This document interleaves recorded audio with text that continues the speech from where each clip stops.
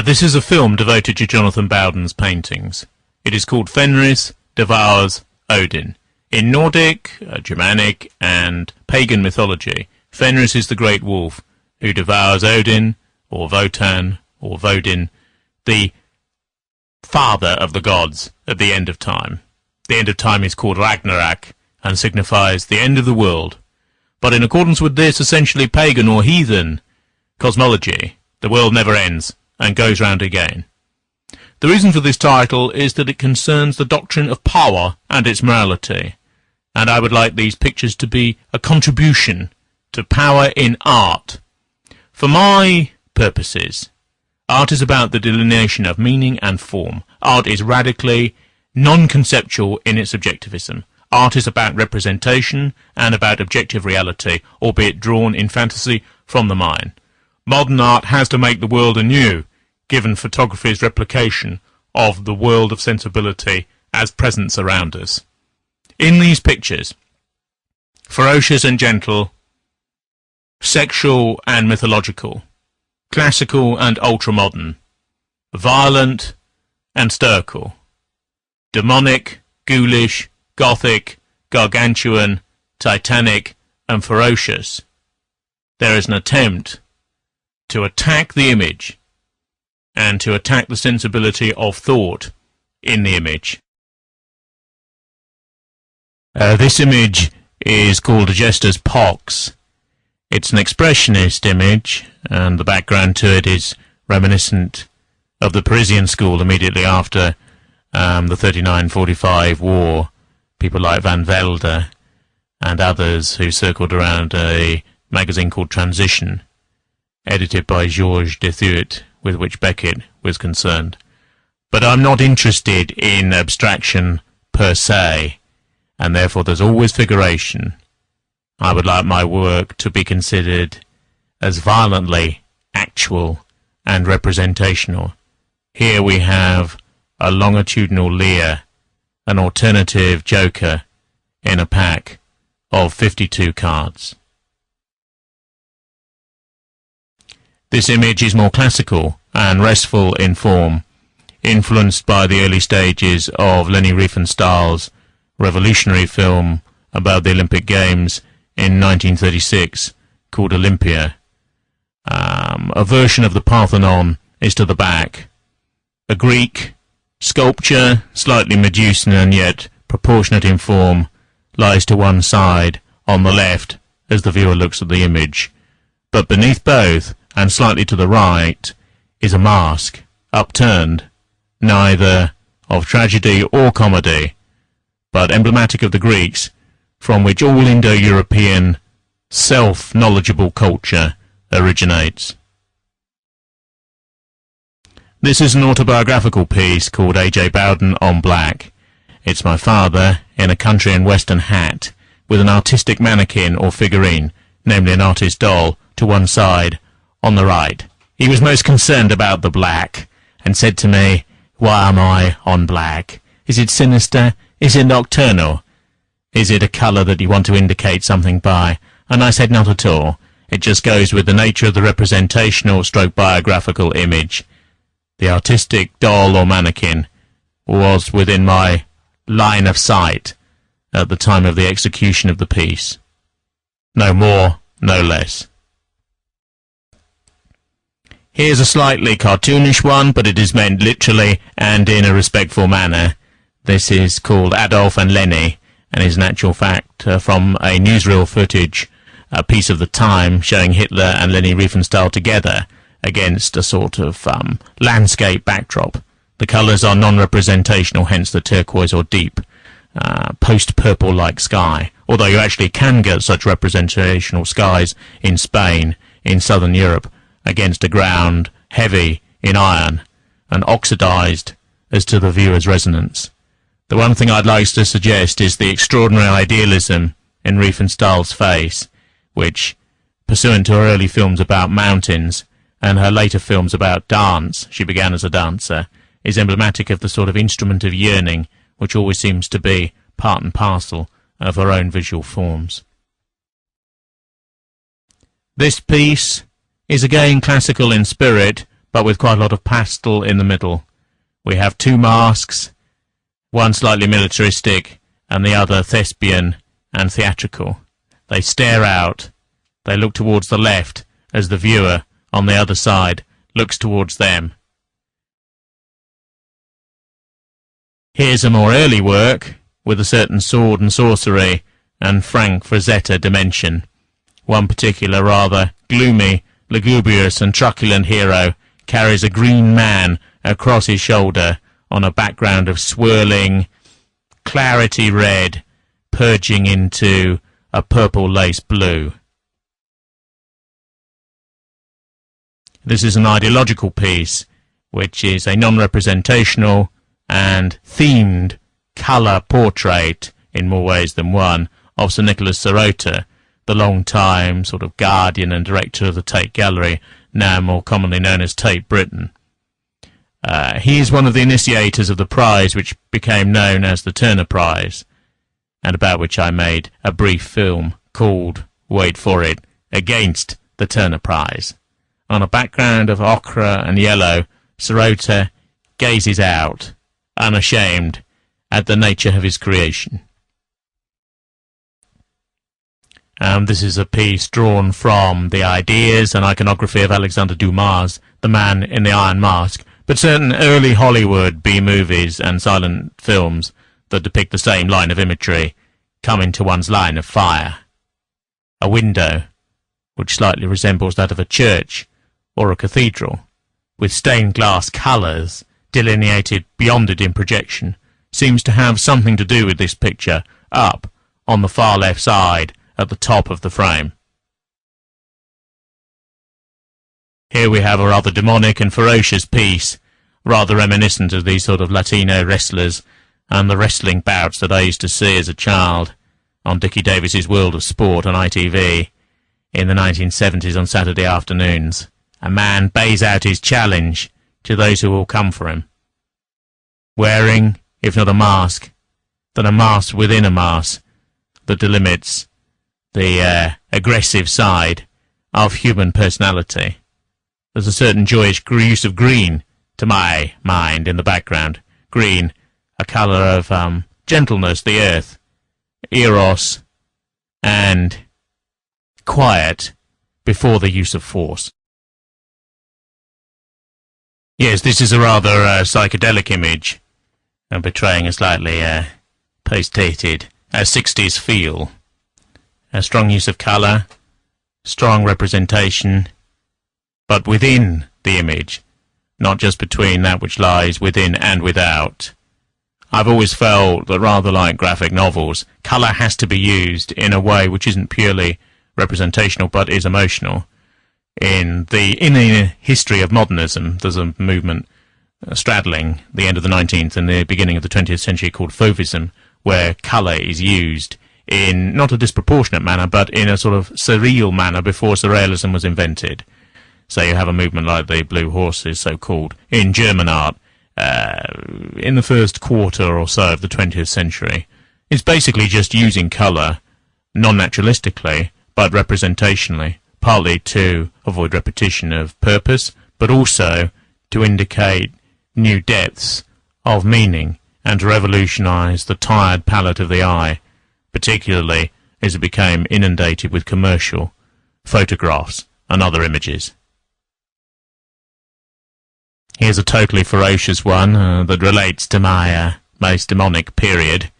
Strong use of pastel, the influence of certain people like Bacon and to a minor league Sutherland and spiritually Balthus is present, but again the images are one's own.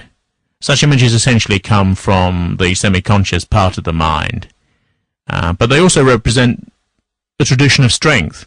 The purpose of the art that I've tried to delineate is concerned with power and the metaphysic of power and its reality. In a post-Christian society, we still look back to the art of a highly Christianized time, and Christian art had two most interesting polarities. One of them was Baroque complexity in relation to the depiction of angels and heaven and so on, ornateness, if you like, either virile with the Renaissance or overdone and Rococo in relation to Eastern Orthodox traditions. The other interesting polarity was the demonic. In this area, artists influenced by this narrative system were given total license to do what they wanted, and also a desire to luxuriate in pure ideas of power. In traditional conceptions, an artist was left alone to depict the luciferic, or the ferocious, in Christian terms, as he willed, without prior cognition and without due culturalization. This meant that the diabolical side of Christian art is aesthetically, from a modern perspective, the most interesting side of that religion. Here is something called Anarch B-Man. Strong use of colour, strong use of overpainting on pastel, a certain totem pole element. But as always with words, they're inadequate to the nature of the image. The visual is a language of its own, in its own terms, on its own scale, by virtue of its own definitions.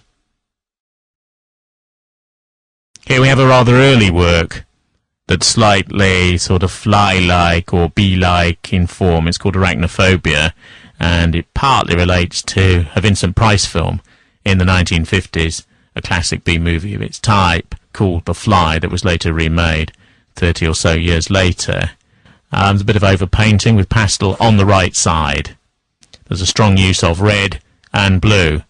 I've always believed in poster-like contrasts of thick bars of colour on occasion because of the sort of visual dialectic they set up. Here's a later piece that's based upon Italian taxidermy. It's actually a black tie scorpion in a cage, which has been really delineated on purple or magenta. Strong use of pastel within the codification of the box that contains the scorpion. The scorpion consent is obviously dead and has been injected with either prussic or nitric acid. The power and cleanness of the form of a natural tank like this is something which the picture tries to delineate. There's an element of non-representationalism both in the colour, which of course is false to the actual nature of the scorpion's body, an arachnid, a classic arachnid with 8 limbs, which is dark black in its natural state, but also the slightly disfigured nature of the claws and other appurtenances which are unnatural. What's the point of replicating nature when the purpose of modern art is to express it anew and again? Here we have a work called Atonality, on green with red depending. There's a certain auric sensibility to the backdrop because certain people's auras can be filmed, and red and green sometimes proliferates in sensual and yet philosophically proficient natures. It's partly based upon Schoenberg and some of his early and most extreme music. There's a version of one of the early pre-Viennese school atonal scores on one side. Atonality in music and abstraction in modernist painting are extreme forms of modernist art. They're an attack on mass sensibility, and in some ways they're a form of anti-bourgeois art form. The purpose of doing modernism from the right rather than the left is to insist that the world can be made again, is to insist on a new version of foreseeing, and is to insist on elitism in intelligence, in knowledge, in perception, and in the results of what's betrayed and seen. Here's, in some respects, a cardinal work called Behaviorism. It relates to a very early piece, which was a sketch before it was worked up into its pure form. It relates to the behaviorist school of psychology, which has now almost completely replaced Freudian psychoanalysis within the West, within the politics of both the left and the right. We see a sort of head screaming with joy or pain, it's not really clear, certainly not to me, on a background of hot and cool, red and blue, left and right. Behaviorism. Most of this school believes that human beings are taught very early to respond to stimulation and to avoid things, and if they're given punishments and rewards in relation to such stimuli, they will carry this forwards with them throughout life. Rats in mazes is sometimes the phrase that's used of the work of people like Skinner and Lorentz in animal psychology. Lorentz was a key individual in relation to the development of the current of thought which became known as the New Right. But this painting, as always, stands on its own, independent of theory, just as an image. Here's a later work, slightly gentler in theme, based upon a painting by Blake, and yet transformed and transmogrified, in my opinion, several times over. God or the divine in multiple colours, with a sort of silken veil or scarf between two outraised palms on either side, lies over a man or some sort of humanoid creature who faces the ground. Two mock Grecian Socratic thinkers deliberate on either side. The world is made again. An old man in multiple colours opens his arms wide to create man. Here's a ferocious picture, but of a later vintage than the early ones of a similar emotional character or intensity. A sort of Belial feeding a monster or a demonic labyrinth or cancer of forms crisscrossed in green ligatures or lines and tendons of imagined substance, feeds on some sort of voltaic form or kneeling initiate beneath it. Black is the background colour throughout. Although in some respects the sort of mosaic-like patterning and the extreme and non-abstract use of colour mitigates against the fury of the purported image. Yes, here is another biographical one on a darkish red stroke dirty scarlet background. It's a picture of the ultra right-wing and elitist writer Bill Hopkins. It's based upon a thumbnail sketch in charcoal and fine pencil from the mid-1950s by Pietro Annigoni, who was then very famous as the Queen's representational portrait painter, a sort of idealized photographic painter in the supra-representational tradition, stretching back to academic art at the beginning of the 20th century with people like Orpen, and then on through Singer Sargent, back to classic pre-photographic representational art. Now, Bill has always been an individual who's very important in my life, merciless at the intellectual level. A man who, had this society not taken the liberal turn that it has after the 1960s, would have been a very important individual. Even as it was, the author of a famous novel, The Divine and the Decay, sometimes called The Leap, in the 1980s, and an essay of a Nietzschean compass in the 1950s called Ways Without a Precedent. Bill is one of the preeminent elitist and non-humanist intellectuals that Britain has produced in the 20th century. Born in Wales in 1928, approaching 80 years of age today, Bill is probably the greatest man I've ever met, and this picture is a testament to him. Here is an altogether lighter piece. My work is essentially, or quintessentially extremist. It tends to two polarities. One of them is sort of demonic fury and strength, and images which almost are the signification of a human sacrifice occurring beneath them. But there's another polarity, which is sort of Jackanory-like and childlike and almost silly, and slightly sweet, or involves just a patterning of forms, and relates both to the art of children and something which is called art brute, which is raw, slightly undisciplined, untutored art that comes straight from the semi-conscious to unconscious mind. Art brut as a formal movement, so to say, was a split from Breton surrealism and was led by a French thinker and producer of this sort of work called Dubufay's Daubs, which he prided himself upon saying any 5-year-old could do, now average £86,000 at Sotheby's and Christie's auctions. I partly did these as an experiment because somebody said, do them as raw as you can, and there's loads of money in it. So I started and did them for a span, but they represent an oppositional tendency in my own nature. That's why I rather like them. Here's another one that relates to the furious period of pastel daubs, a masked and slightly armoured or reptilian figure with a hook-like hand to the right and a sort of sabre-like sword, slightly fishy in feel, approaches through a maelstrom of white paint on a background of fiery, orange-like or desert pastel.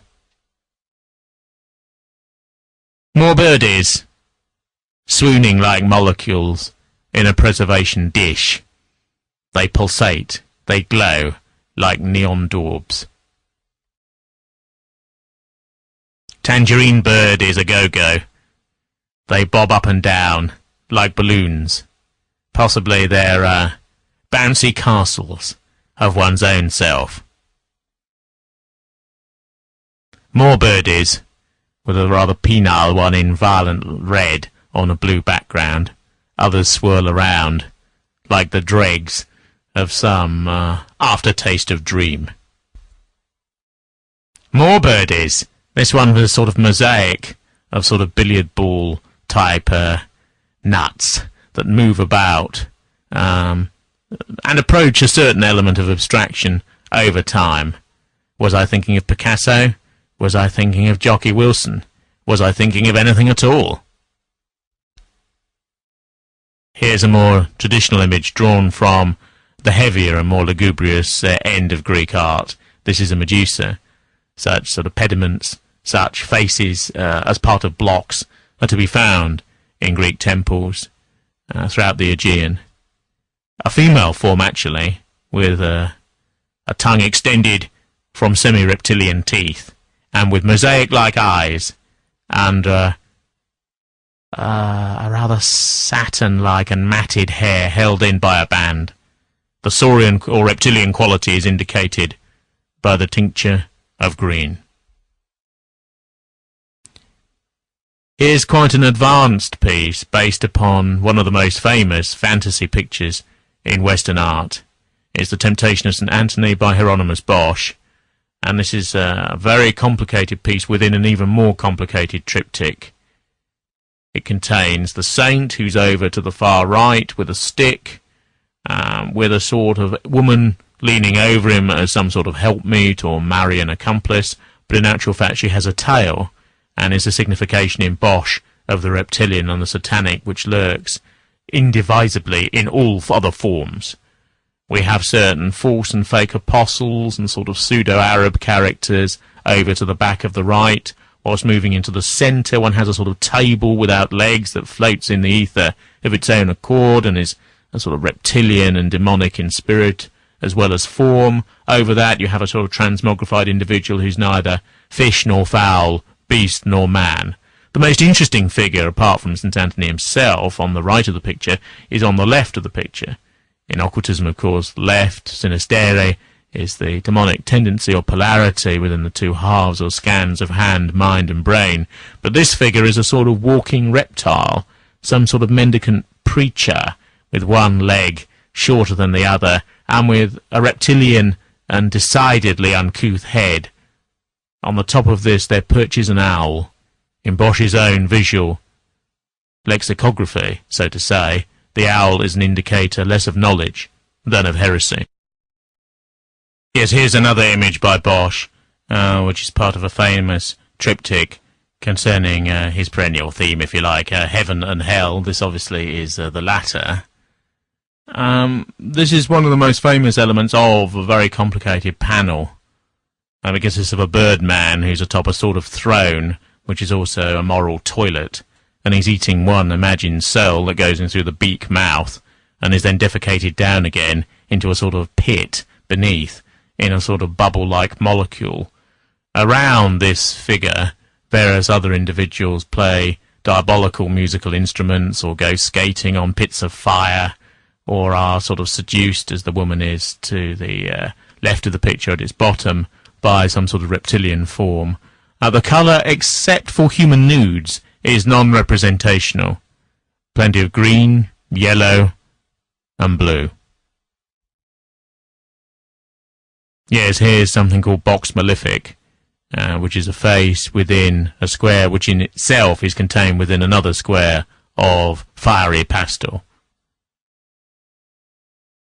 There's a certain suffocating and self-enclosed element to the conception. Green predominates in a non-naturalistic face. Rage, chaos, but not despair. One should never despair. Yes, this one is called Bristol No Regrets, and is partly based on my father gone wrong, and sort of a metamorphosis of various energies. It began as one thing and became another. In this sense, there's a strong streak of actual ideological modernism in this picture, because after an initial phase, I wasn't entirely clear where I was going. More birdies.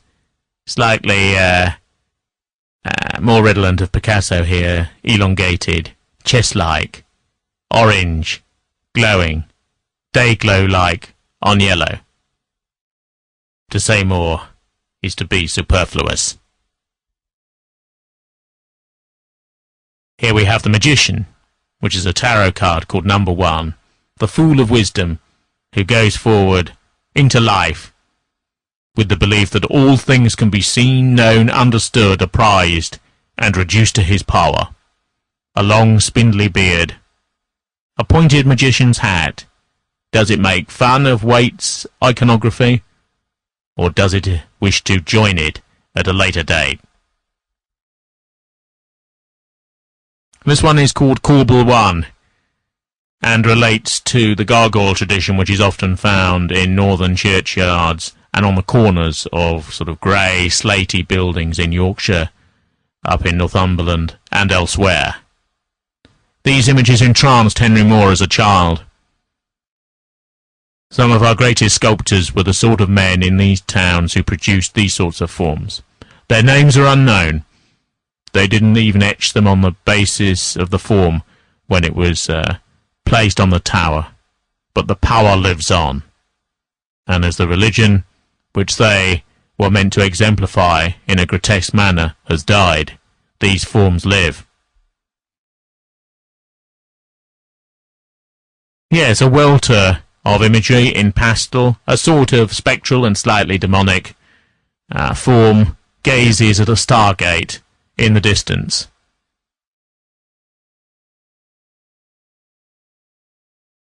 An erotic image.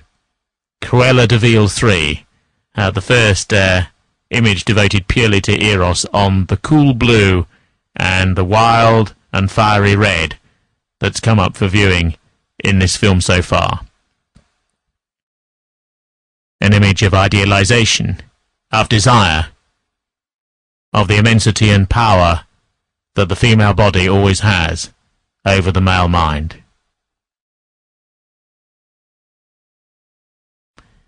This image, by contrast, is a Cycladic sculpture from ancient Greece on a cool background of radiant blue. Cycladic art is early white Aboriginal art. The features are not delineated. It's an extremely primitive, archaic, and sort of Chthonian or up from underground type of sculpture. You can see many of these forms in the early Greek and archaic Greek sculptural cases in the British Museum. Here we have one of the first pictures of Devours, the notorious sexual extremist and literary debauchee. It's called Devours, blue on red or red on blue. I wanted primal, poster-like images with strong, vibrant, day-glow coloration. Devours is unusual in that no actual image of him, as delineated in history, comes down to us, even though many contemporary playwrights have written plays like Marat Sade, for example, about his time, towards the end of his life, when he composed plays like Oxtian for the lunatics of the Charenton Asylum. His image remains fugitive or mysterious. Like the demonic itself in the Judeo-Christian discourse, you're free to embroider what he may or may not have looked like He's supposed to have been mildly effeminate and extraordinarily obese towards the end of his life, but remained throughout the aristocrat, seamlessly going towards death. The American poet Robert Lowell, in the middle of the 20th century, said of de Sade that he represented the violent unconscious of the French Revolution, and that something like the 120 Days of Sodom was, if you will, a dark, saturnine and poetic register, a sort of Baudelairean flower of evil, which was exactly the metaphoricization of Robespierre's terror in the year 1 and 2, between 1793 and 4. Here we have a day-glow de Sade that could have been envisioned by Warhol.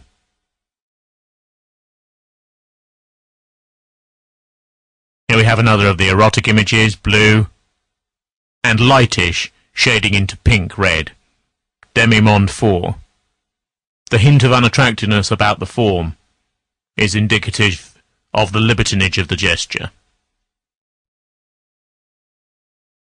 Here we have a demon bull, a confluence of sky sport and the negative side of Beardsley's art, or the openly satanic visual vocabulary that was put forward at the end of the 19th century by the Belgian Félicien Roop, or the similar artist and lithographer Olivier Redon.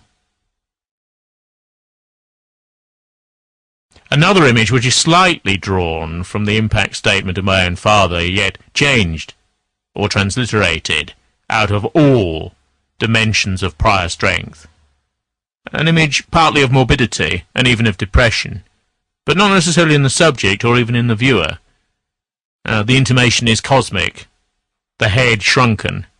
There's a hint in the treatment of Giacometti.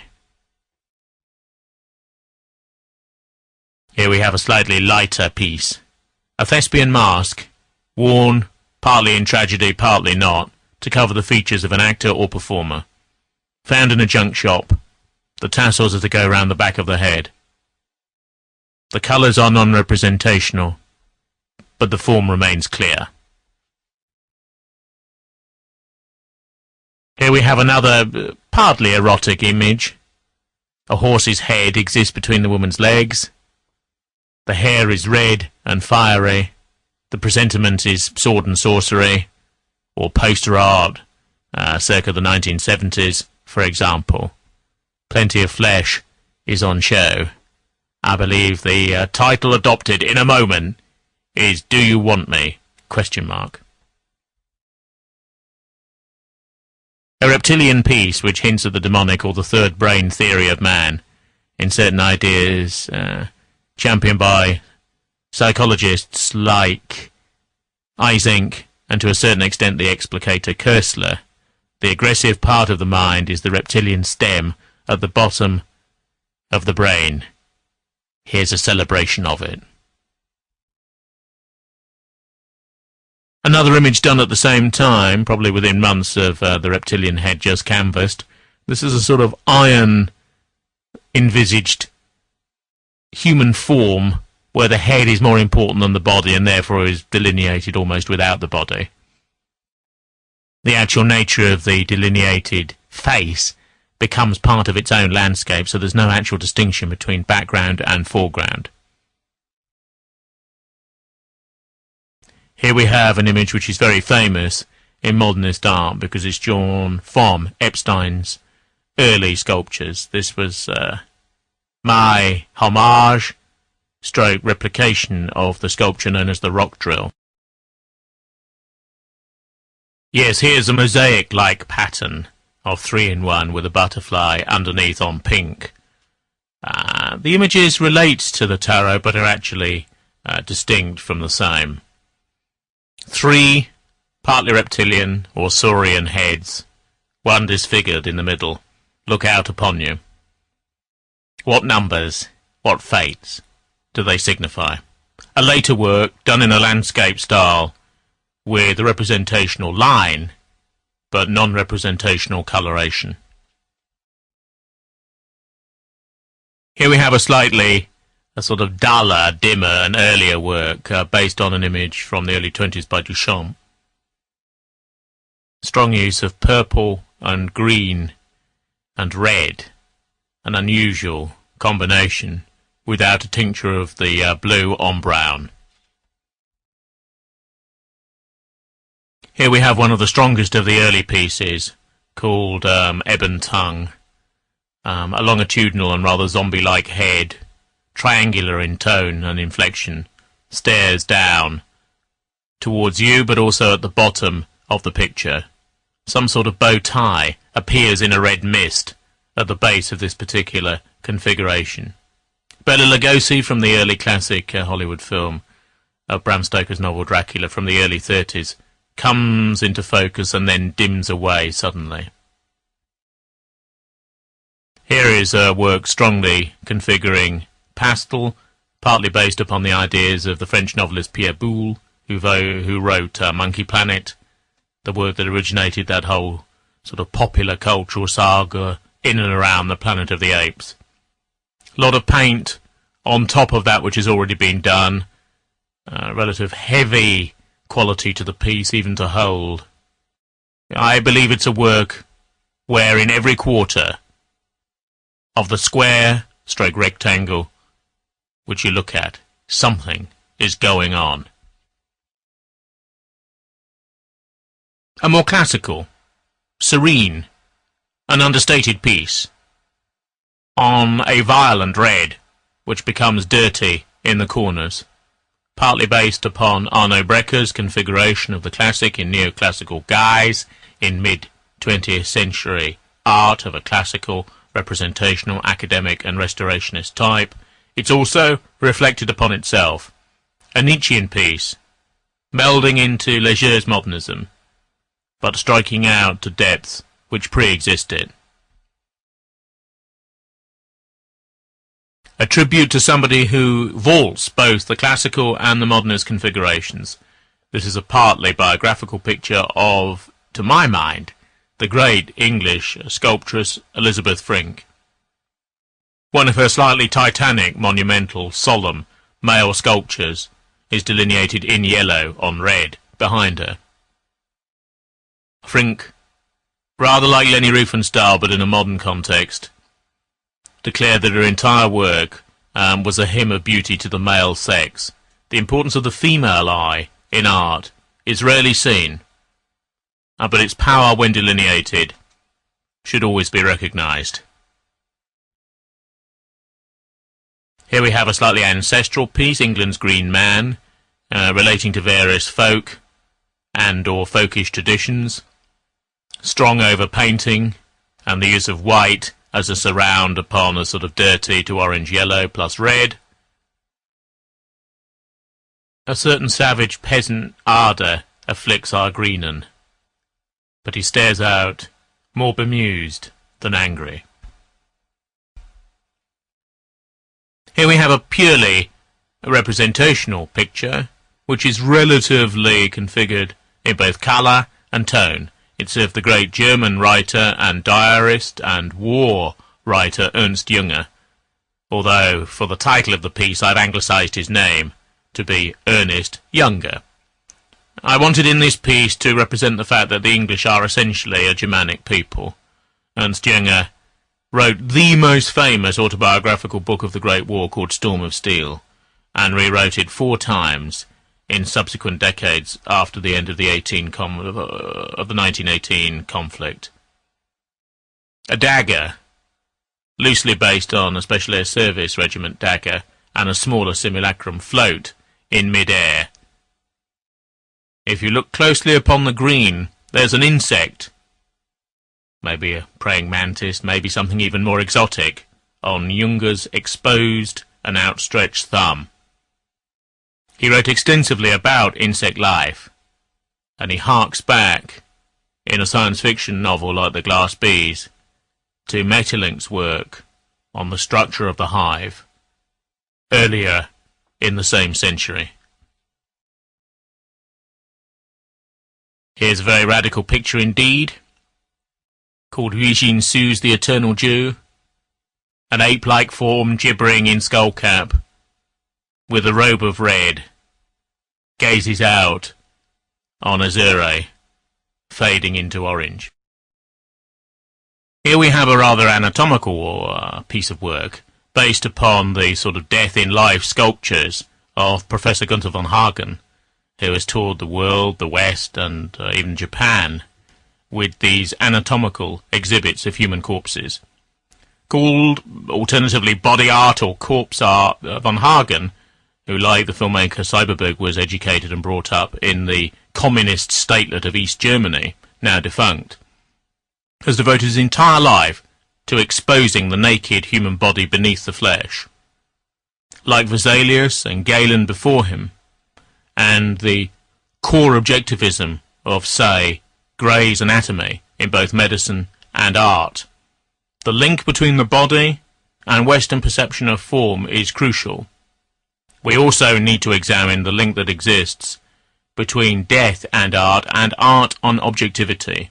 There's a strong strand of medical knowledge in art, and there are moments when art is closer to objectivity, to the harshness of visual truth, than science itself is. Here's an early form based upon a certain surrealist iconography. The vulva floats in a medley of force on pastel and green. A more codified, forget this daily star example of male eroticism. I've always believed that the female body should be approached in art, in life, in conceptual death. I have no truck with feminist strictures in relation to these desires. Pornography has to be confronted because it is part of the human mind. The only way in which it can be artistically transcended is for it to be turned into art or erotica. The criticism would be, as exemplified by a text like Kingsley Amis's or Lord Longford's Pornography, written in the 1960s, that erotica is just the pornography that artists and intellectuals are in favour of. But, in contravention, I believe that a personalised form of eros, aesthetically delineated, is the way out of the pornographic morass, as represented by The Star and similar tabloids. Here's a very recent work, quite complicated in form, with a multiplicity of rectangles and oblongs. Some of them blue, others red, darkish to dirty green, on golden brown. An early humanoid fossil dug up, possibly from Tashkent or one of the Central African republics, counterfaces against the image of a clown. The clown, carnival,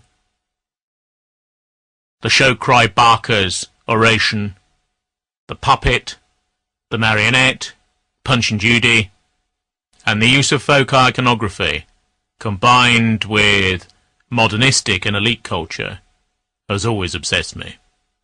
Strength is always in the art of the people, even though they don't know it's there on occasion. Here we have a piece called Freud Was Wrong. As with the other slightly iconic piece, Behaviorism, Freud Was Wrong on light green is painted in oil and indicates the neurosis of a reptilian presence.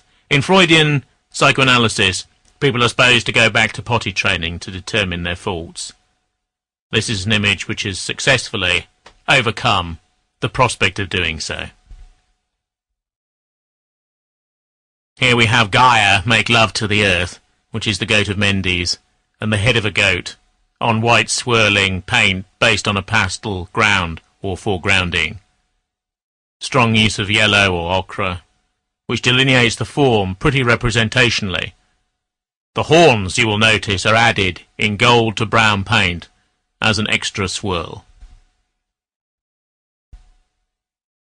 Here's a biographical portrait of an actor who's known to me and who now lives in New York. His name is Eric Galati, and he's an Italian-American. The background of this work and the sky is partly taken from Bruegel's The Triumph of Death, which hangs in the Prado now in Madrid. Eric played certain Shakespearean roles like Macbeth, like Bottom, like Falstaff, like the Clown in Othello and other pieces. This is him as Lear on the heath, transfigured into desert. He wears green. He's surrounded by a populist and carnival-like tent. A fool exists on his right hand. Lear always goes everywhere with his fool. In Eric's large brown eyes one can configure almost the pain of the world. As the fool says to the Mad King in Shakespeare's play, "Prithee, nuncle, thou art an O without a figure. Thou art a nothingness." And Lear responds with the line, "Heed, sirrah, the whip." Here's an erotic piece, Genevieve's Night Out, on red and black. The eyes sparkle, but the breasts are revealed. Here's a portrait which is representational in every aspect on a deep claret. But the colouring, of course, is not true to life. It's of the famous early 20th century German playwright called Gerhard Hauptmann, who collaborated in particular with Strauss, and who also provided the words, or the libretti, for many of Strauss's modernistic operas at the turn of the 20th century, such as Electra and the almost divine Salome. This is my only abstract work, called, jokingly, "Give Me $140 million." The title relates to Jackson Pollock. I think he's painting number 6 or some similar designation, achieved at auction, possibly in Christie's, maybe in Sotheby's, that figure, which is in and around £78 million sterling. So I decided to do one, but so far it's not got up to that fiscal level, if you see what I mean. Abstract art has a power, but I've only done one of them. If the eye microscopically goes near a canvas at any point, you will actually see abstraction. If you squint and look at a piece of work, or pieces and spectrometer-like elements within it, you will see abstraction. But for me, personally, as with somebody like Francis Bacon, the painter, representational art is more powerful, because it happens to relate mentally to our kind of natures. But everything should be explored, and this is my one abstraction. Here is God Plays with Balls, partly based unintentionally on a painter and sculptor I know. The divine aura or presence, or creative chaos at the heart of all forms of energy, plays with planets and interstellar systems, like a billiard gamester, tossing up his balls, at the base of which are several neoclassical and athletic sculptures, moving within cosmic wheels. Another erotic image, or simulacrum, intervenes, on blue, with a red disc near its base. This one is goddess, ape, sword, and skull. A black-tressed woman, ripe for worship. A postmodern Aphrodite stands with her sword.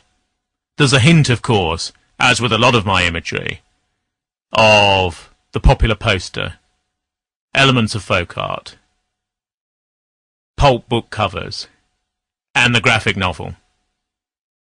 It is possible to say I'm as much a graphic artist as a modernist one. Here we have Gone Batty, a delineation of those mammals that people think are reptiles and that fly in the darkness and are blind because they scream and get the reverberations back into those very large ears, which causes them to avoid objects. To the human mind there's always something ethereal and yet sinister about the bat. Gone Batty, non-representationally delineated within the representation of form. Again, colour is used to express emotion or power or break up the image or draw the eye back to it in a more cardinal way. My view is that ad naturalata experiences, visually speaking, should always be celebrated. But if you want a representational motif of a bat, true to nature, pick up a nature book or watch a TV documentary by Attenborough about bats. Gone batty. Here is Grand Guignol, which relates to my second feature film with Andrea Leoi, the Italian director. Grand Guignol is the French tradition of Punch and Judy, and technically means great punch. We see the toy theatre above him, upon a ground of slightly violent and curving green. We see the Thespian arch. Punch with his club exists below. There is a noose, which Jack Ketch, or the hangman, is always trying to get him in. Punch and Judy, a violent tradition, never a seaside amusement for children. Here we have a rather early work called Grimaldi's Leo, poster painterly, solid on red, yellow shading into orange, a pantomime lion, named after an Anglo-Italian clown, the patron saint of British clown and circus performers, Grimaldi, who dates from the beginning of the 18th century. Here we have something of the mannequin, but also of the mask, and even the psychotic delinquent, delivered in a sort of psychedelic dream. It's called Grinning Psycho and Dolls. What looks like the late 60s vision of some sort of creature in a creaking wheelchair emerges at the back, on black, through a spectral doorway. Possibly some of the erotic-laced poster paint art, itself part of pop art, by somebody like Richard Linder, comes to mind. A large number of his canvases and acrylic and spray-painted work, deeply formalist in spirit, was used on the book covers by Penguin for Vladimir Nabokov's novels. Here is a more traditional work. A happy demon frolics at the prospect of a negative ecstasy rather than equity. It's called Happy Hellraiser. Here's an image, green on red to orange by way of yellow fire, that was done in a similar time period to the previous work. Harlequin mouth delineates a mosaic at the heart of a mouth that sucks in the eye. The eyes are coruscated, hilly, one is above the other. It's not a mask but a face, possibly staring at the prospect of what it would be like not to have a face if one was a harlequin with one like that. Here we have a painting called Headless in Gaza. Another classical motif, although it really relates to post-Renaissance art. It's based upon the mythology in the Christian tradition of the head of John the Baptist. It's from a painting by Caravaggio. And yet in a strange way it's also transmogrified into a Medusa. So you have several ideas moving as one against a purple background. Purple, traditionally in Western art, the coloration both of imperialism and death. On a red and ovalesque foreground, Medusa's head, with attendant snakes, rears up in a saurian aspect. It's important to realise that these mythological statements come back and around. Although a middling to later painting, it actually relates to the more furious aspect of some of the earlier forms. Here we have a more jokey apparel. It's called Heavenly Droopy. I'm sure everyone remembers the cartoon character Droopy. This is a sort of bulldog of essence. These dogs, a cosmic one here, in multicoloured and psychedelic aspect, seem to exemplify a cosmic sadness. Folds of flesh and bravery compacted against two rectangles delineated by a black line. Above, there is a dirty yellow melding into orange. Beneath, a sea of blue. Here we have another of my tokens of appreciation to Hieronymus Bosch, in all probability the greatest fantasy artist who has come down to us in the Western tradition. It's again part of his triptych, Heaven and Hell, the panels dealing with hell. This is a work called Hellish Heaven 1, but it deals with the musical instruments of damnation, a sort of withering bellows or cranking sort of handheld organ. Is delineated next to a number of demons who are playing a drum. This is to the right side of the piece, confounded by brown, orange and red, whilst on the other side, amidst a demonic medley, an individual is trapped within the wires or strings of his own harp. Here we have, almost on cue, Hellish Heaven 2. This is a secondary delineation of the same Boschian template. We see a fish, stroke vaguely humanoid presence in the far left down section on blue. In the middle one sees some sort of Pleistocene fossil with what might be something of an old-fashioned musical instrument lying alongside it. Other strange anthropomorphic forms glimmer as one goes up towards the orange, yellow and black squares nearer the top of the piece.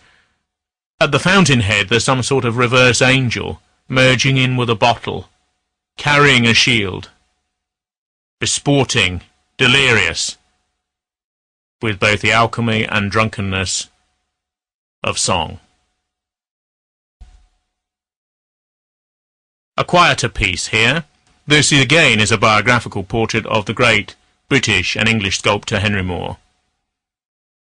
A sculpture of the massively feminine, of the archaic, of the figures of the primal mother, earth mother and father, or matriarch and patriarch. Moore, the son of a miner from Yorkshire, a socialist of the old school, his brows furrowed, his fist in his cheek, dwells on great colossi in stone. He brings back the archaically primeval into the modern. A celebration on purple and green. Here, to my mind, is a very dramatic painting based upon the mythology of Salome. It's called Herodes' daughter, namely Salome. On the plate, in the middle of the picture, on red, and to the bottom, lies the husk of the Baptist's head after it's been cut off. Various patriarchs, Jewish court officials, and others circulate in the background, delimited in pastel forms. The great seductress, later crushed to death by the shields of guards, has danced the dance of the 7 veils to prevail upon her king, to give her what her mother wants.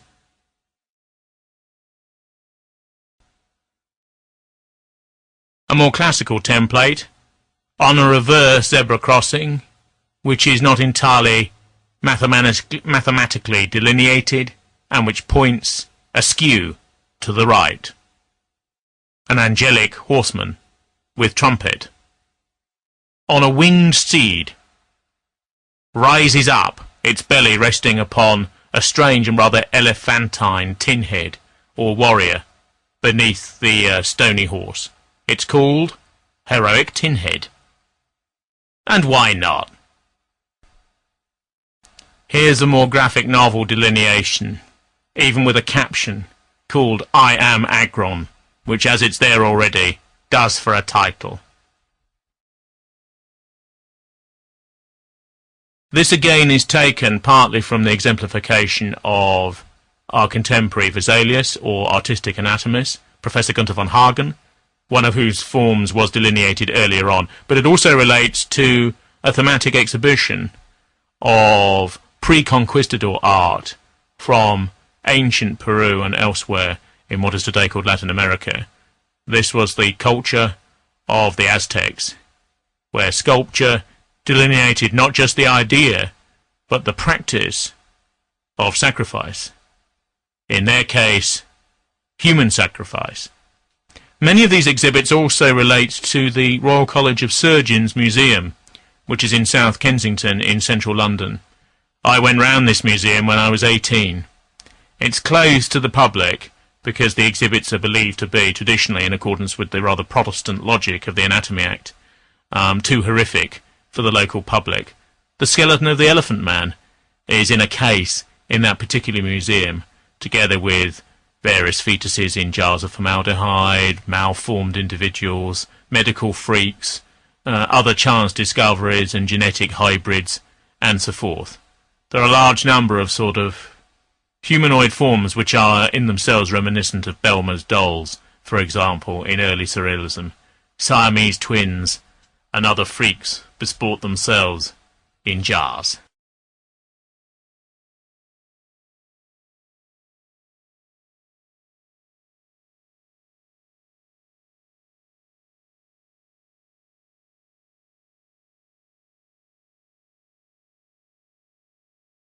This picture is called I Want Pierre Boulle. Boulle wrote Monkey Planet, which began that whole thematic course of Planet of the Apes type material. I think 5 Hollywood films, a TV series, various other things. Pierre Boulle also wrote The Bridge Over the River Kwai, so he was quite a gifted, middling sort of French popular author with an imaginative flourish. This is a squat, orangutan type, in lightish blue, the mouth open and gaping. Certain famous scientists like Richard Dawkins want to extend human rights to the great apes. This picture could possibly be construed as a critique of that. Here we have a truly ferocious and macabre work. Iron Breath, which comes probably from the period of sort of pastel-like demonic fury, my middle period, so to say. Strong amount of paint on the paper, overlying the pastel beneath. Some sort of cripple or cretinous retard with one eye larger than the other gasps in the midst of a metallic frame. It might be a development out of the fact that in Crowthorne, in Berkshire, there's the hospital for the criminally insane called Broadmoor. In Broadmoor, some of the most notorious psychopaths on the A-wing, or the one designate within the A-wing, have metal cages around their heads to stop them biting the ears of warders and fellow inmates. Here we have Jagtanoga, a demonic presence from the same period of Iron Breath and the other sort of ferocious pastel in black reliefs. He stares on, one of Lilith's children, one of Behemoth's retinue. Here we have a tribute to American popular culture, up to a point. It's called John Wayne's Green Berets. If you recall aright, Wayne made a largely forgotten anti-communist film, a western in Jungle Guys, where the Green Berets, or advanced American paratroops, fought the Viet Cong in a war where America was destined to go down to defeat. Here we have an earlier work, an African mask, Juju Jigsaw, a savage mask of death and transmogrification, a sort of initiatory covering of the front of the face. These masks usually represent an anthropological rite of passage, where you pass from any form of childhood into adulthood in one ceremony. The background is green. Fluff or fabric tapers from the bottom of the mask, which contains a lot of leather and metal. Mosaics transfigure the whole. Would you want to meet somebody after midnight wearing that? Here we have the return of an essential motif upon brown shading into gold. This is Punch and Judy. To have a bit of differentiation, we call it Judy and Punch. Notice that she is on the left side as a glove, puppet, and he is on the right. The left stands for death and transition. The professor, or the controller of the Punch booth, has both figurines in his hands.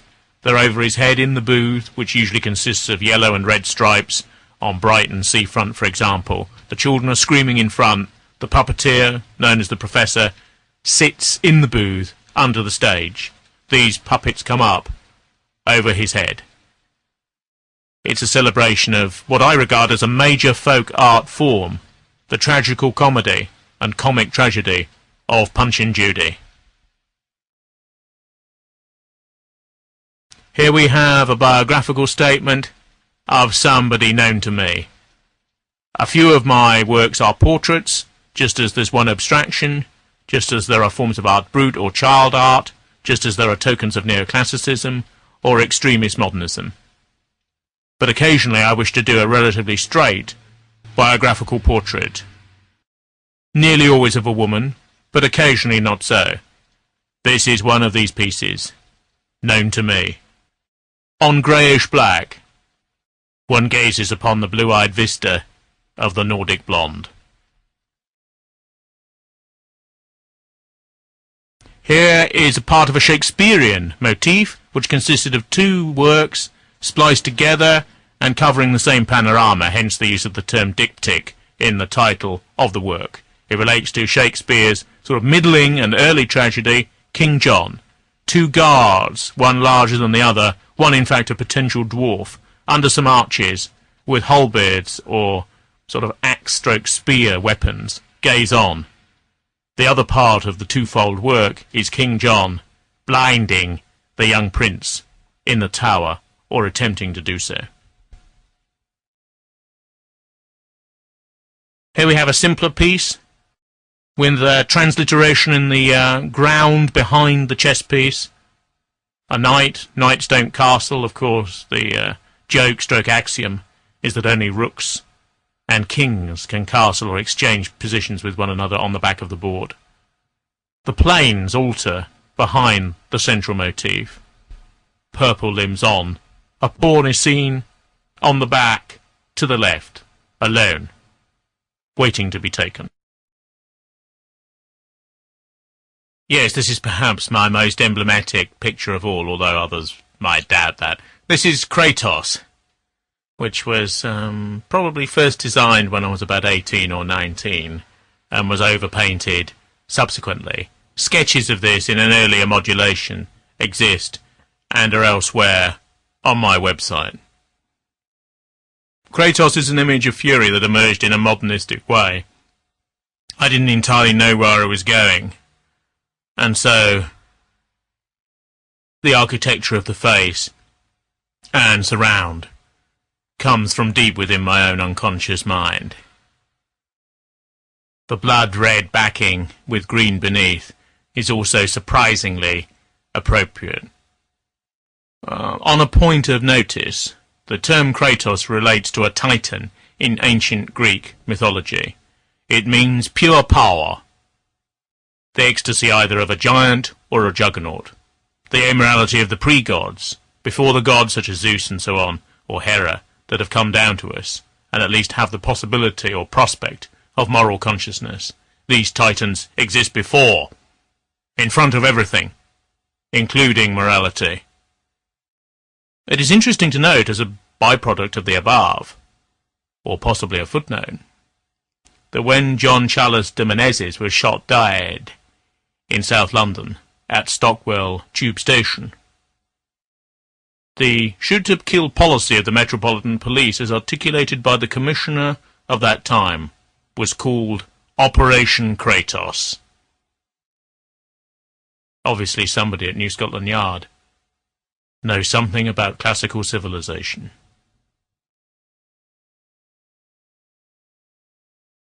Here we have a delineation of Kratos yet again, Kratos 2 as against 1. The livery is different, the green has changed. The form remains, its treatment alters. Perhaps there's a softening in the fury of the blizzard which the image represents. Here we have a slightly depressive and mordant Kratos. Kratos 3. A stepping away from the original fountainhead or trough of fury. Here we see a titan in reflective mood, surrounded by almost translucent and phosphorescent swirls of oil paint.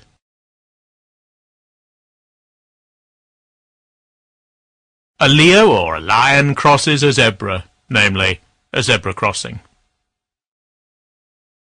This is actually based upon an image which is drawn from a form of primitive wood carving which I found in a charity or junk shop. The purity of carving straight from wood or from any other resource should never be lost. And although I have never practiced sculpture personally, it is truly a great art. Painting which overlaps with the corporeal and three-dimensional metaphysic of sculpture portends to the divine. One only has to witness, for example, the Renaissance work of Mantegna. Here is another classical motif proving that I am a conservative, restorationist, and partly traditional artist of classic vintage, as well as a modernist. A lion bites into the calf of a Grecian youth, Alexandrian in concept, held within a storm centre of lines, albeit within the heart of an orange rectangle. Leo discus bite is what I chose to call it retrospectively.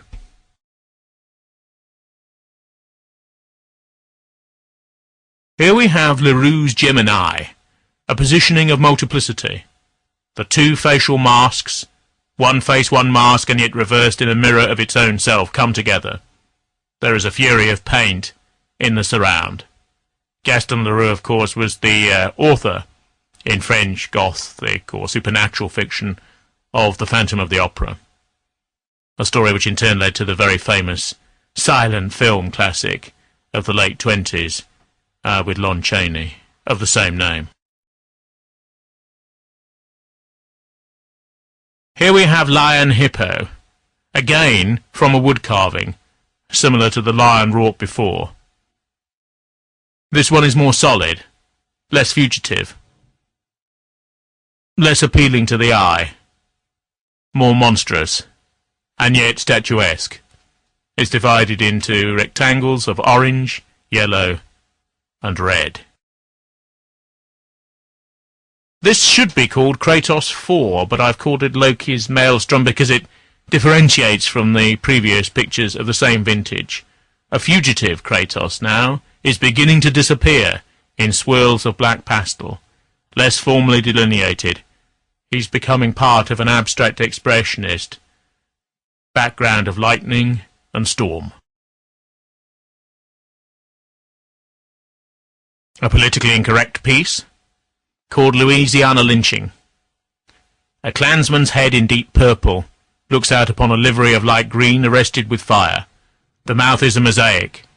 Possibly it relates to the great politically incorrect piece of cinema from the tag end of the second decade of the 20th century just past. This was D.W. Griffith's film in 2 parts called Birth of a Nation. Ah yes, another erotic piece. A blonde, love ne supra, lassoes a willing victim. The hair comes down over one side of the face, the left side, to retrieve the pale blue of the resultant eye. An early piece, akin to the work known as behaviorism. And this is called lycanthropy now.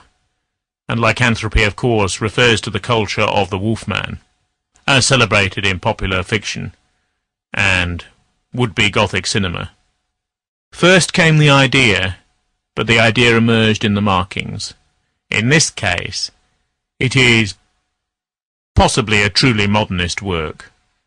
On lightish blue, anti-therapeutic art capers before you. Another erotic piece, mildly so, possibly of a Swedish or Nordic-looking blonde, on lightish blue fading into pinkish red beneath. Mammary plus yield. One yields to nothing but it.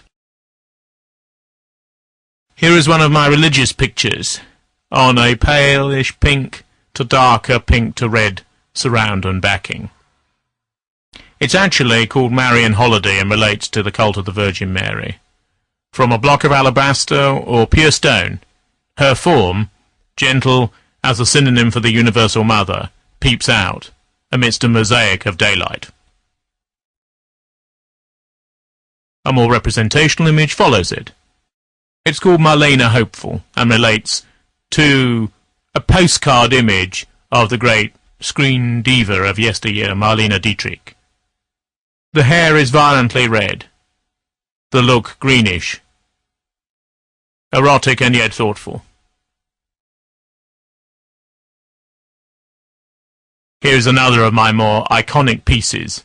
An even more boosted image of this particular presentation can be found on the Sarchery Upload Your Own Gallery website. It depicts the Marquis de Sade and is the second of 3 variants or takes on his visual delineation. This particular work, just called simply the Marquis de Sade, illustrates his mania, the madness of the swirls of yellow around him, the fury of the combative surrounds and asides. One eye, a monocle possibly larger than the other. He appears as a madly insane, erotic clown, with overly done and ripe red lips. This piece is a take off on Blake. It's called Matter and Antimatter, conversely, the one with the other. On a surround of lightish to darkish blue, an image of God with wings, contained in parallel bars of colour, floats over Adam or the first man. The snake of knowledge and wisdom curls around his lower extremities and limbs. Unlike a similar treatment of the image by Michelangelo on the roof of the Sistine Chapel, lightning doesn't pass between the fingers of one and the other. Here, the very temple of the humanoid receives upon it a gigantic grip.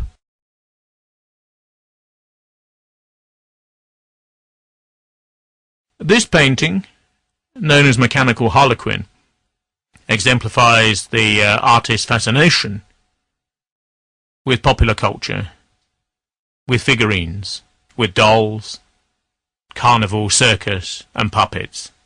A mechanical toy slightly sinister. This figurine also recommences and comes back, and is in turn depicted in other pictures. One of them that I can recall off the top of my head is Eric Garlett's Lear, wherein this image, repositioned yet again as the Fool or Tom of Bedlam, associates with the Mad King on the Heath by his right hand. This was one of my early primal or cardinal images, which also spawned various parts 1, 2, 3, 4, and so forth. It's called Medusa Now Ventrix, and is a sort of post-humanoid, partly metallic, partly anatomical, partly related to the death art of von Hagens before it even came into mass consciousness, and I in turn was aware of it. Hands grasp at a face which peels away to reveal the brain and jaw of monstrousness. Yes, here we have a second version of Medusa Now Ventrix. It follows on before and slightly softens the issue, and in turn the image. Pastel is used in a more thoroughgoing way in this secondary motif. Yes, here is another, possibly not of the earlier images, but of the middling ones, but it portends, in my estimation, to iconic status. Known by my own reckoning as Mendes' Goat Boy, this mosaic depiction of the demonic with a sort of latticed eyes and mouth occurs against pure fire. Darkish pastel intrudes, both in line and in colour mass. Birdie's Return. As an alternation of molten fury, one can only experience the architectonics of play school. Morbid. Less in the viewer or even in the artist than as a projection of societal woes. A deep brown, tending almost to black, with an invisible grey, surrounds the piece.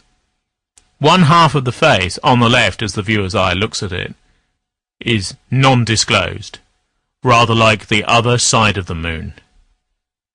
One notices that the line here, and a form of abstract calligraphy, turned even on itself, is the purpose of this sort of work.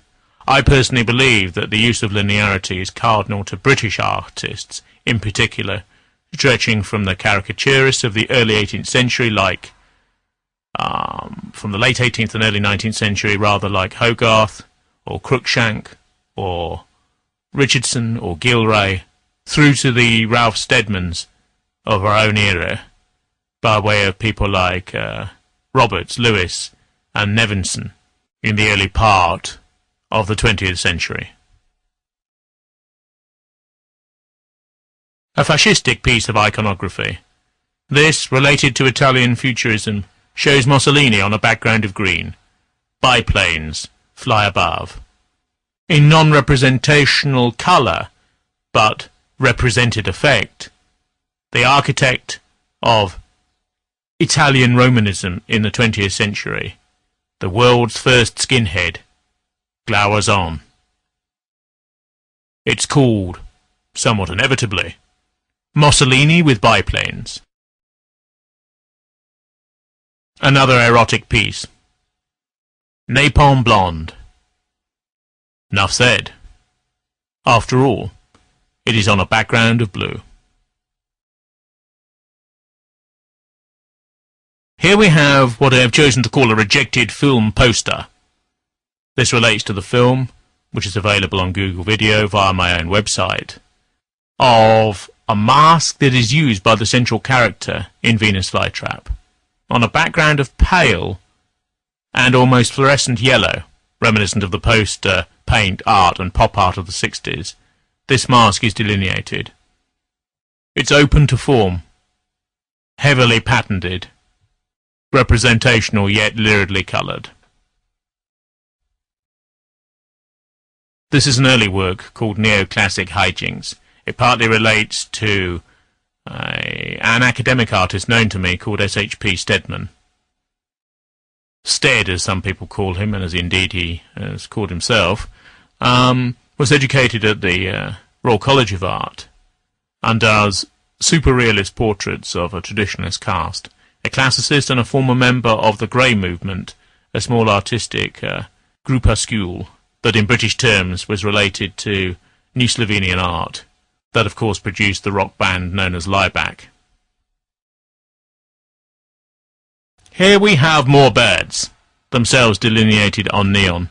They flourish, they relate to the art in the Maudsley Hospital, they move forwards to near abstraction. Yes, here we have another image, whereby a sort of Medusian figure devours a shadow in colour of the male. She bears down upon him. Gold surrounds her form, whereas his, tending to the right, is viewed with a dirty pink surround. Another word that relates to Marlene Dietrich. This one is called Nothing But Marlene. It possibly relates to one of those gaudy, sort of Persian, Aryan-esque and sort of fake Orientalist films that she made in the late 1940s, possibly with Korda and with other producers and directors. A reptilian form, strangely friendly in its allure, lies behind her. The eternal vamp never knows when to stop, being what she called one of her biographers, a soldier of love. Here we have a purely classical piece, which relates to a primary form of Hellenistic art. Hercules wrestles. On blue, the half-man, half-horse, or centaur, known as Nessus. The whole point is to place a shirt, or restrictive garment, upon the creature, the shirt of Nessus, so that he loses his strength. The nudes are male, and naked even if half-horse. Olympia on blue is a tribute to classicism. Here we have a tribute, perforce, to medievalism. This is taken from Chartres or one of the other great cathedrals. It's a relief of the devil or Satan grasping a Christian interpretation of the Tree of Life. It will be three-dimensional, Gothic in solid stone, on a church spire. Violent red or scarlet superintends the whole. At the bottom of the image, a snake, the symbol of power in most Western forms of iconography, pagan or Christian, can be seen. An enormous dexterity of the mouth, underneath the flaming hair and wings, is also apparent. The extraordinary imagination, whereby the Luciferian influence is perceived in Christian culture, is actually a recrudescence of pagan lore. After all, one of the most interesting elements in, say, Mel Gibson's film The Passion of the Christ is his female or androgynous depiction of Satan. In this particular image, called Orgasm 1, we see the primary heterosexual impulse of the male cleaving to the female, and results of the same on red. Without such intercourse there can be no life. Here we have another of the more primordial or cardinal images which I believe that I produced down the years. This is a piece called Otto Dick's Eritrean. A skull, an anthropological piece with a limbered brain on fiery pastel, looks to the left.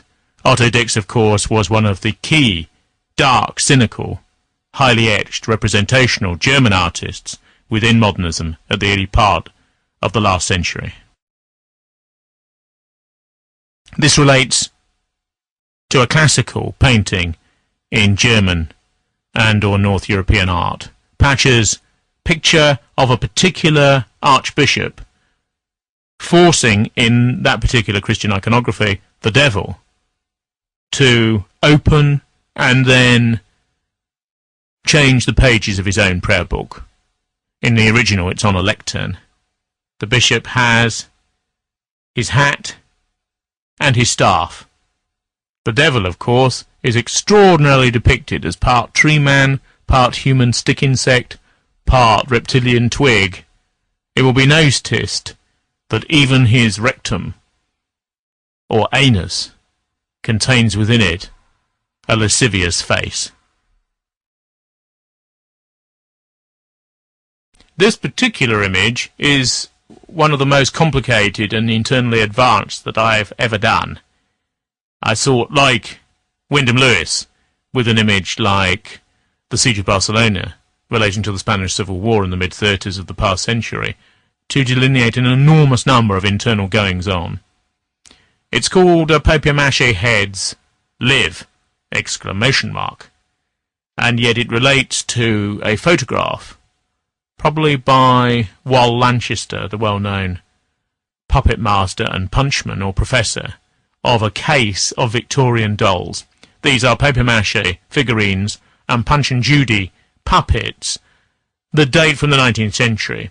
One thing you'll notice is the grotesque, grand-guignol nature of the heads, their sort of fury and macabre qualities. If you look very closely amidst the fluorescent colour, you can see the crocodile, you can see the negroid Jim Crow, Punch himself, the skeleton, which is supposed to be his moral conscience concerning the murder of Judy. You can see the bishop, you can see the policeman, you can see the devil whom he defeats in concordance with a non-dualist view of morality, and so on. It's the spectacle of Punch and Judy, which for the Victorians wasn't entirely conceived of as a playlet for children. Penile birdie. Orange on red, with pastel swirls. Surely more words are superfluous. Now here is another birdie fluorescent upon yellow. It's called Piccadilly Circus birdie, ubiquitously so, partly because of the well-known semi-photographic images on the other side of Piccadilly Circus. If you come out of the station or its multiple entrances, you see the statue, neoclassical statue par excellence, of Eros. But on the other side, there's an enormous advertising hoarding. It delineates Coca-Cola and sort of the garbage products of American mass capitalism. Why not chuck in a few birdies? Here we have Pieta. Technically not a Pieta in the traditional Christian sense, because in those images, the Madonna or mother of the presumed god is cut down from the cross at Golgotha, and she nurtures or cradles his doomed head in her lap, or similar imagery. An enormous number of great Renaissance artists, and artists of all periods, from Fra Angelico through to Buffet, say, with his stick men Pieta at the middle of the 20th century, based on existentialist discourse. A wide range of such artists have delineated the Christ figure. A picture on pastel, an orange and fiery ground, this, which has more to do with the crucifixion than, traditionally, any Italianate response to the Pieta, a la Mantegna, or Cimabue, or Giotto, or Velesque, or any of these other masters. But still, anarchistically, a figure screaming and transfixed on wires relates both to that, to this, and to other images of mine, such as behaviorism. Here we have another in the sequence which is to do with Grand Guignol or Punch and Judy. Punch, on blue, at the bottom of the frame, lies, comatose, hence the title of the piece. Punch, lies, comatose, if you take my drift. He's outside the hand of the professor which controls him. Punch lies with a hand up on a yellow square. He's prone, dead, but because he's right-handed and spiritually represents the right within this particular iconography, he can never die. Punch is never destroyed. Above him lies Carnival, a lion mask, the wheel of the sun, and a depiction of the fate, the circus crier's mask. Comedy and tragedy combined in terms of the token iconography of the ancient world. Here we have another in the Punchinello sequence. It's called Punch's Tambourine. On a gold sky, with some mountains in relief, and green grass or wetlands before him, Punch looks out from a luciferic booth. Faces and masks in green and lightish blue adorn the whole. His depiction is beyond good and evil, beyond left and right, eternal in its ordered and yet chaotic prism. Here we have Punket, a vision, lurid, in divided ochre and blue shading on white poster paint from the late 70s and early 80s of the last century gone. Was punk a revolution, in accordance with the ideology of an Exitonian like the cultural critic Jonathan Savage, or just some white kids having fun in garages? Who can say? But here is Punket, tending to the left even though an eye drifts sideways, seeing what's really going on to the right of centre. Was it or was it not based, albeit in cartoon, on somebody I knew? Here we have Raging Bull, less the cinematography of Scorsese, and more graphic novel art, which reverts to the visual delineation of a Gene Colan or a Chris Claremont or a John Buscema, or even a Steve Ditko. The cry, "Yah!" in the corner right of the piece indicates the fulfillment of a graphic novel by somebody like Jim Aparo. Here we have Raptor Head, tending to an asteroid moon around a circulation of fiery brimstone and alternative notes, a head which is reptilian, bling-related given the neck chain, and somehow fossilized. A heavy use of white pastel overlay the original image. Here we have a scene drawn from classic silent cinema. This is taken from Fritz Lang's Metropolis in the late 20s. Rowold, the mad scientist who has a metallic hand, the first of many villains with metallic hands to figure in world cinema, confronts a state official, a sort of policeman, with his robot woman, his sort of Igor or plenipotentiary, victim stroke aide-de-camp to one side. Metropolis. Adolf Hitler wanted Lang to be the head of the German film industry as a result of this futurist epic. Here we have an early iconographical picture called Rex Vivant. This means the king of the revels or the master of the dance. A modernistic work, it grew up autonomously on its own before I knew where I was going, and applied the orange or light blue.